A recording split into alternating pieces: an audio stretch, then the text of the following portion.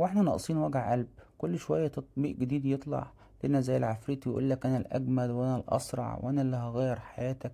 السؤال الاخطر اللي محدش بيسأله غيري، هل التطبيق ده اللي هنتكلم عنه النهاردة ده مجرد شاشة بريئة بتعرض فيديوهات، ولا هو جاسوس صغير قاعد في جيبك بيعد عليك انفاسك وبيستغل بياناتك عشان السبوبة؟ كمل الفيديو للاخر عشان تعرف الاجابة الصادمة على السؤال ده، وتعرف حقيقة تطبيق يو تي في بلاير برو اللي قالب الدنيا ومحقق 50 مليون مستخدم بيستخدموه.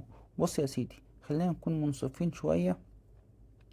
وسط عالم التطبيقات اللي بقى عامل زي السيرك ده، احنا في حياتنا فعلا بقت عبارة عن حياتنا كلها عبارة عن ابلكيشن. عايز تاكل ابلكيشن، عايز مواصلات ابلكيشن، عايز تتفرج مليون ابلكيشن. الفايدة موجودة محدش يقدر ينكرها، سهولة وسرعة ووصول لأي حاجة وانت في مكانك. بس المشكلة حقيقة ان بقينا فريسة سهلة، وبقى تليفونك عبارة عن مخزن خردة مليان برامج بتسحب بطارية ونت ومساحة على الفاضي.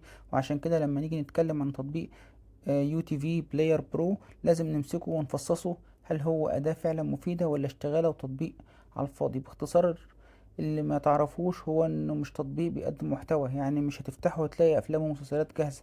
لا يا ناصح، ده مجرد مشغل بلاير، وظيفته انك تجيب له اللينك من بره وهو يعرضه لك، عامل زي التلفزيون الفاضي اللي انت لازم توصل له ريسيفر او سلك او تحط له فلاشة عشان تشغل عليه.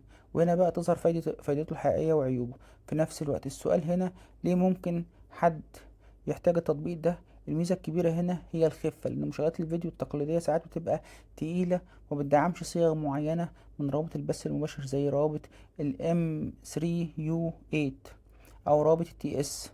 فلك ان تتخيل ان التطبيق ده بقى بيلعب في الحته دي بذكاء. واجهته بسيطه جدا، ما فيهاش زراير كتيره تلخبطك، وبيدعم تقنيات بتخلي البث المباشر يشتغل زي الفل من غير تقطيع، باقل كميه نت، اقل كتير من غيره. كمان في ميزه مهمه للناس التقيله في المجال ده، وهو ان بيسمح لك تعدل على اليوزر ايجنت، ودي حاجه تقنيه بتخليك تقدر تشغل روابط محميه ما كنتش هتقدر تشغلها على اي مشغل تاني.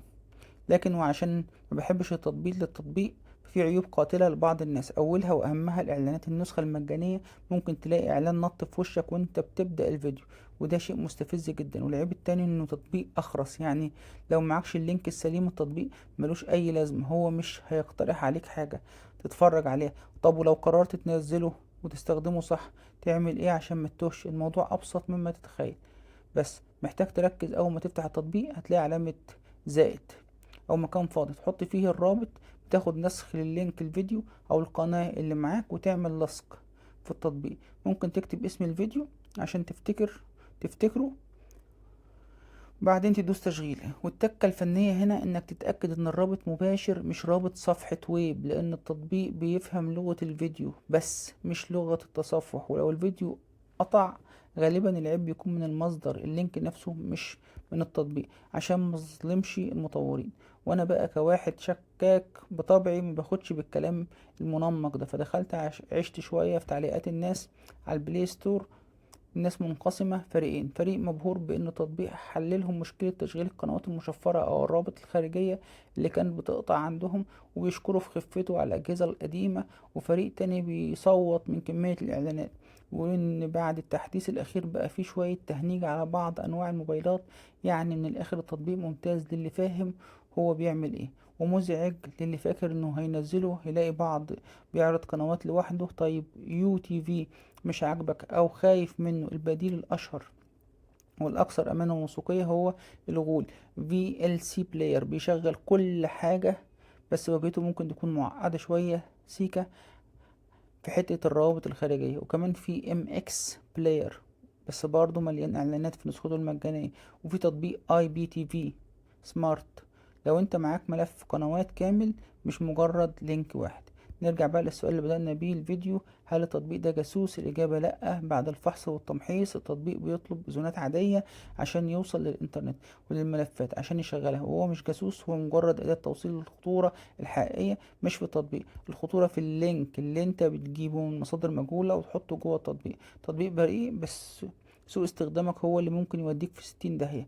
اتمنى لك تكون الصورة وضحت بالنسبة لك من غير تجميل. لو عجبك النوع ده من المصارحة وكشف المستور في عالم التطبيقات، ما تنساش تعمل لايك عنيف وتشترك في القناة عشان يوصلك كل جديد. سلام يا وحش.